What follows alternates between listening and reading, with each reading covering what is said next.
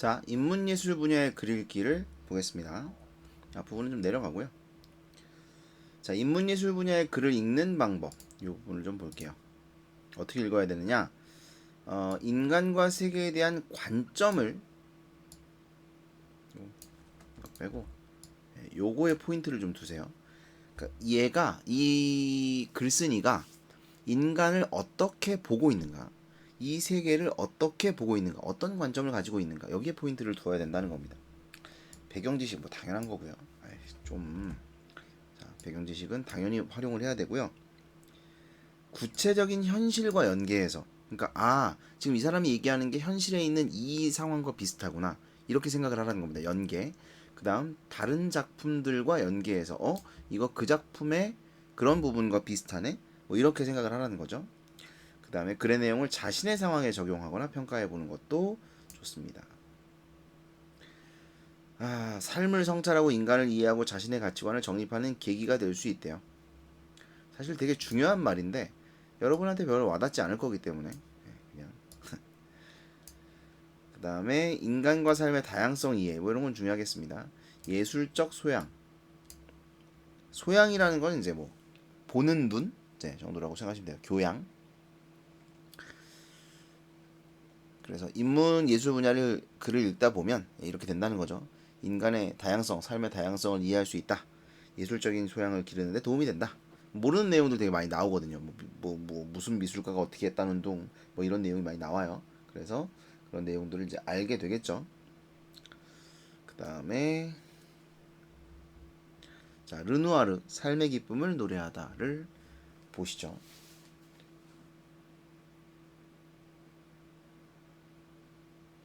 저는 르누아르라는 사람을 뭐 들어는 봤습니다. 근데 이제 잘 몰라요.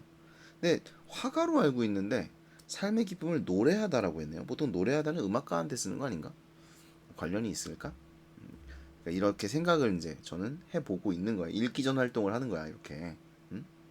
자, 그다음 보시면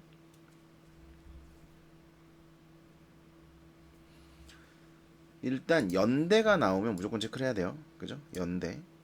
19세기 중후반. 왜? 이 시대에 따라서 글을 쓸 수 있기 때문입니다.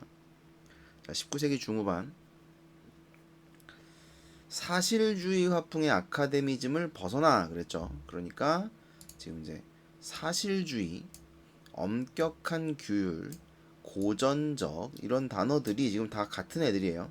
아카데미즘 이건 이제 다 지난 것들이고요. 여기서 벗어나고자 했다는 겁니다. 벗어나서 한층 더 자유로운 표현 찾는 다양한 미술 운동이 일어났다. 그 중에 하나가 인상주의입니다. 인상주의는 자유롭네요, 그렇죠? 이런 애들이 있대요. 그 다음에 르누아르는 본차이나로 유명한 프랑스 리모주의 가난한 집안으로 출신으로 리모주 자기화공으로 그림에 입문한 이후 평생 소박하고 성실한 장인 정신으로 작업에 임했다. 오로지 회화의 본질에 충실하고자 했다.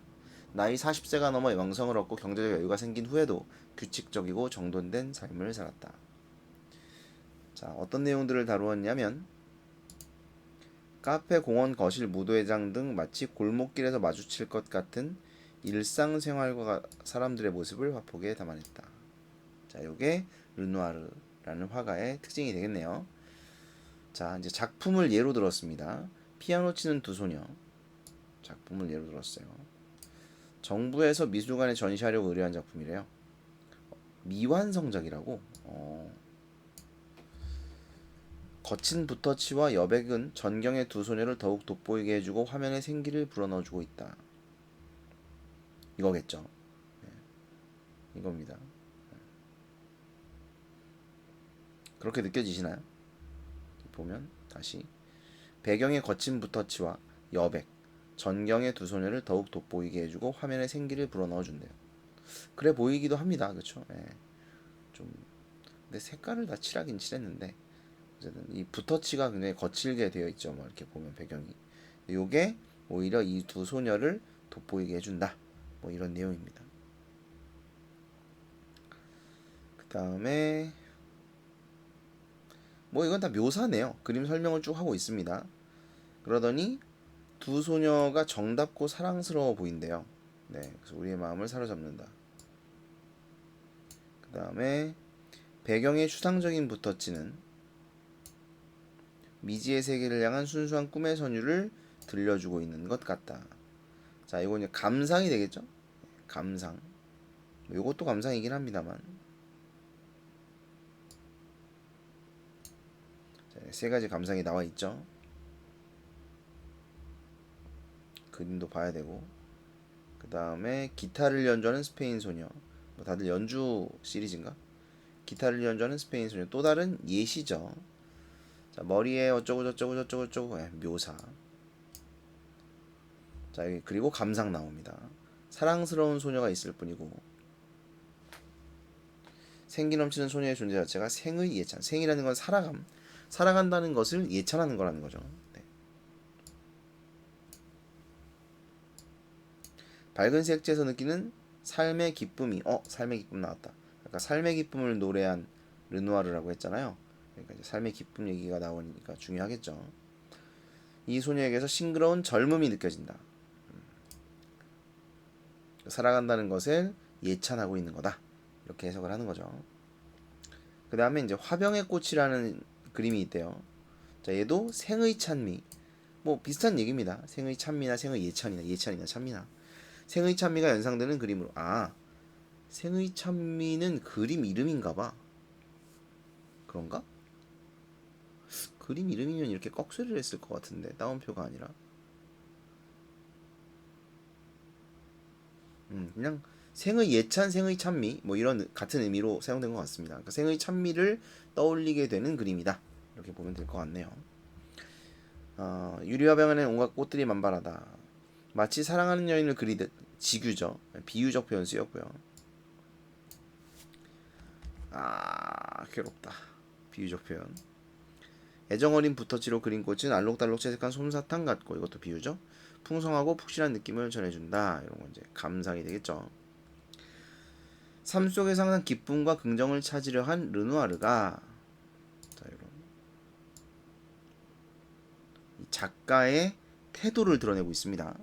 여기서 그려낸 것은 수백 년간 유럽의 화가들이 즐겨 그려온 바니타스 주제의 인생무상. 이거는 부정일 것 같은데. 네, 바니타스. 인생무상, 즉 아름답게 만발하였다가 곧 져버릴 꽃의 덧없음이 아니라, 그죠? 아니죠. 아니라 비참한 죽음의 순간이 올지라도 이 순간만은 그 아름다움과 매혹적인 향기로 우리에게 기쁨과 희망을 안겨주는 꽃에 대한 예찬이다. 이거 좀 좋다. 저 이런 거 좋아합니다. 제가 그래서 목련을 좋아하는데, 목련은 정말 처절하게 지거든요. 지고 나서 똥색이 되죠. 사람들 그 발에 밟히면 안 밟혀도 똥색이 됩니다.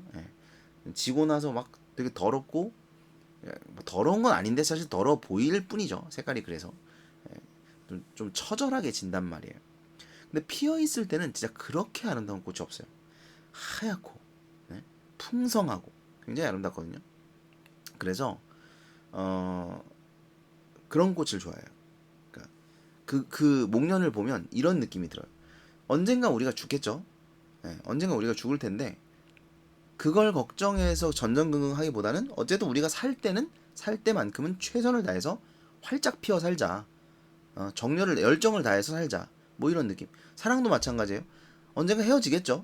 언젠가 헤어질 수 있는데, 그래서 헤어질 것을 걱정해서 아끼고 정을 많이 안 주고 뭐 이러기보다는 열정을 다해 사랑하자. 사랑할 때만큼은. 그리고 졌을 때 뭐 처절하게 슬플 수도 있겠죠. 그래도 아름다웠으니까요, 한때. 그것만으로도 가치가 있다고 생각하는데, 그런 가치가 드러나 있네요, 여기. 그 다음에 비록 세상이 인간에게 던져주는 것이 일시적이고 부질없는 것일지라도 이 순간 우리에게 주어진 선물에 감사하고 즐기라는 낙천적인 메시지를 주고 있다. 근데 이 낙천적인 메시지를 주고 있다는 건 누구 생각이냐면 이글 글쓴이의 생각이죠. 이것도 글쓴이의 감상인데 왜 이건 글쓴이 감상으로 안 해준 거죠? 너무하네. 이것도 글쓴이 감상입니다. 글쓴이가 이렇게 생각하는 거죠. 물론 르누아르가 그렇게 생각을 해서 그린 걸 수도 있겠죠. 근데 어쨌든 이건 르누아르한테 직접 인터뷰한 건 아니잖아요. 그렇죠? 글쓴이가 그렇게 생각한 거죠. 어쨌든 여기서 뭐가 드러나요? 르누아르의 인생관이 드러난다. 아까 뭐라 그랬어요? 인문 물론 이제 요거는 르누아르의 인생관이라서 인문지문은 글쓴이의 가치관과 인생관이 드러난다는 거죠. 이제 그런 거 예술관 이런 게 드러나기 때문에 그런 거를 파악을 해줘야 되는데 르누아르의 인생관이 이 낙천적인 성격 이것을 이 글의 글쓴이도 긍정적으로 바라보고 있는 것이죠. 그 다음 보시면 그림은 영혼을 씻어주는 환희의 선물이어야 한다는 그의 진지하고 낙관적인 예술 철학은 깊은 감동을 준대요. 그러니까 이 글의 글쓴이도 같은 생각을 하고 있다고 볼 수 있죠. 하지만 그가 밝고 행복한 그림들을 그릴 수 있었던 것은 이 세상에서의 고통을 체험하지 않아서가 아니라 자신이 처한 온갖 경제적, 육체적, 정신적 고통을 예술로 승화시켜 극복했기 때문이다. 이게 더 대단한 거죠. 그러니까 일생을 평온하고 아름답게 살았어. 그런 사람이 낙천을 이야기하고 낙관을 이야기하잖아요. 그러면 우리 어떤 생각이 드는 줄 알아요? 야, 너는 고생 안 해봤으니까. 너는 고생 안 해봤으니까 세상이 아름답겠지, 이 새끼야. 뭐 이런 이런 생각이 들 수 있단 말이에요. 근데 이 사람은 그렇지 않거든요. 엄청 고생했어요. 엄청 힘들었단 말이에요. 40 넘기 전까지는 엄청 고생하고 살았단 말이죠. 경제적으로, 육체적으로, 정신적으로. 그럼에도 불구하고 계속해서 이 낙천과 낙관을 이야기할 수 있다는 것은 이 사람의 어떤 그 인생관이자 정신적인 강함에서 오는 것이겠죠. 여기 보면 뭐 이런 거 나오잖아요, 그죠? 1890년, 그러니까 이제 이 사람이 겪은 경제, 육체, 정신적 고통 이걸 이제 이야기를 할 건가 봐요, 그죠? 그래서 1890년도부터 류머티즘으로 손가락이 비틀어져 붓을 손목에 묶고 작업했다. 아이고 세상에요. 그리고 퇴행성 류머티즘 증세가 심해져서 다리에 마비가 되었어요. 휠체어에 의존하면서 손에서 붓을 놓지 않았어요. 그러니까 그런 와중에도 이런 삶의 찬미, 삶의 예찬을 그려냈다는 거죠. 대단하지 않습니까? 그의 어린 두 아들이 제1차 세계대전에서 부상을 입고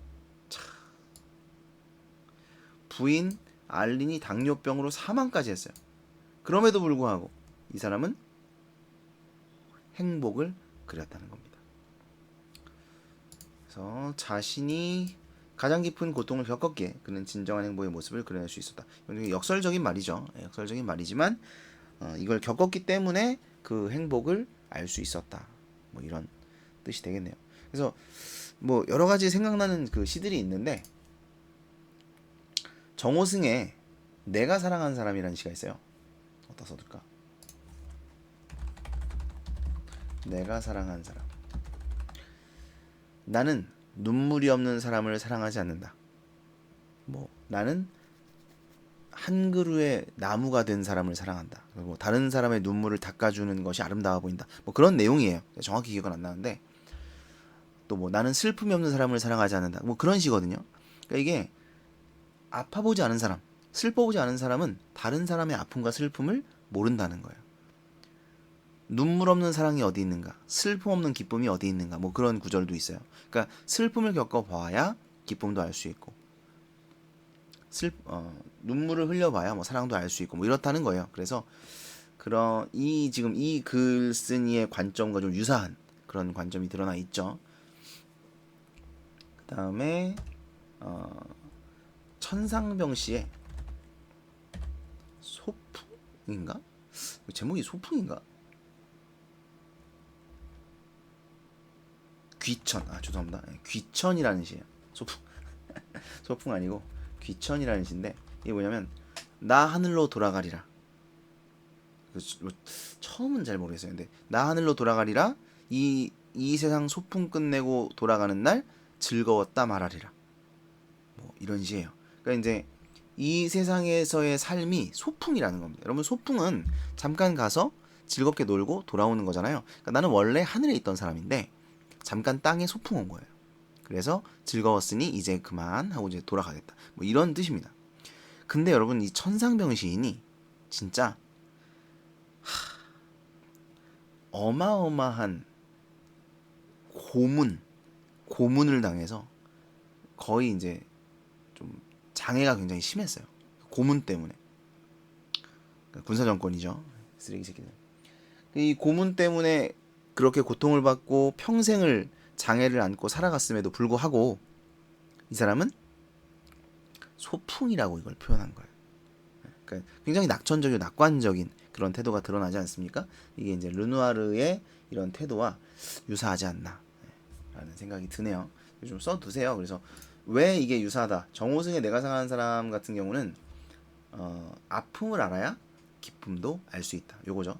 이거 이 구절과 관련이 있고요. 그 다음에 천상병의 귀천 같은 경우는 너무나 낙천적인 태도. 그래서 르누아르의 낙천적인 그런 가치관과 맞닿아 있다. 이렇게 볼 수 있겠습니다.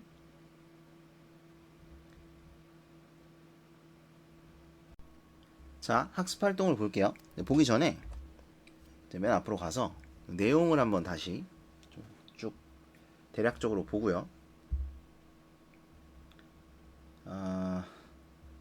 요 이제 요 주황색들은 아닌 거죠. 르누아르에 해당하지 않는 단어들입니다. 요게 이제 르누아르고 인상주의 그다음에 자유로운 표현을 중시했다. 그다음에 가난한 집안, 소박하고 성실했다. 뭐 이런 이 사람의 어떤 삶이 나와 있고 그다음에 일상생활과 사람들의 모습을 담아냈다. 그다음에 이제 피아노 치는 두 소녀 그림을 그렸다. 그래서 드러나고 있는 건 이제 생기, 사랑스러운 모습, 미지의 세계를 향한 순수한 꿈의 선율을 들려주는 것 같다라는 느낌, 감상도 제시를 했고요. 그 다음에 기타를 연주하는 스페인 소녀 여기서도 생의 예찬, 생의 찬미 이런 긍정적이고 낙관적인 이런 태도가 드러난다고 글쓴이는 감상을 하고 있는 겁니다. 그래서 삶 속에서 항상 기쁨과 긍정을 찾으려고 했던 르누아르의 특성이 드러나고 있다. 그다음에 여기 비유적 표현 쓰인 거 체크하셔야 되겠죠. 그 다음에 유럽의 화가들은 인생 무상을 많이 다뤘는데 이 사람은 그렇지 않았다는 거예요. 인생이 무상한 건 맞는데 덧없는 거 맞죠. 그러니까 뭐 죽으면 그만이니까. 예, 맞지만 살아있는 동안만큼은 그 아름답게 살아가자. 뭐 이런 인생관이 드러나고 있다. 낙천적인 메시지를 주고 있다라고 해석을 했어요. 그리고 그 낙관적인 예술 철학이 감동을 준다.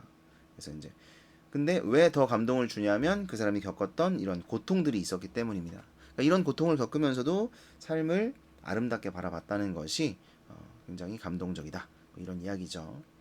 그리고 아픔을 겪었기 때문에 오히려 진정한 행복의 모습을 그릴 수 있었지 않았을까라는 생각을 하고 있습니다. 자, 이제 학습 활동을 보면은 감상 내용 정리가 되어 있습니다. 요거는 알아두셔야 되겠죠. 그다음에 글쓴이의 생각, 일상적인 모습을 담아냈다. 그리고 고통을 예술로 승화시켰다. 라는 생각을 하고 있습니다. 그 다음에 요거 김득신의 그림이래요. 보면 풍속화인데 해학적이고 생동감 넘치는 묘사 뭐 이런 게 사용됐다는 겁니다. 그래서 서민들에 대한 애정이 드러나 있다.